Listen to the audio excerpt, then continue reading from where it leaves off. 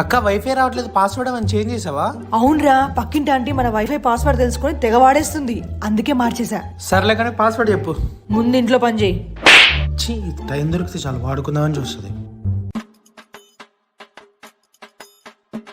Password చెప్పు. ముందు ఇంట్లో పని చేయి. ఇప్పుడైనా పాస్వర్డ్ చెప్పు. ముందు ఇంట్లో పని చేయి. నీ అమ్మ, ఇంకెంత పని చేయాలి?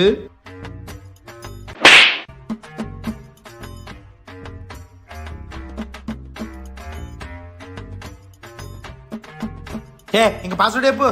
ముందు ఇంట్లో పని చేయరా. ఎంత పని చేయాలి? ఇంట్లో ఉన్న పనులన్నీ వేసా. పని చేయి పని చేయి పని చేయి. ముందు పాస్వర్డ్ చెప్పు. ఒరేయ్, పాస్వర్డే ముందు ఇంట్లో పని చేయి, పని చేయి.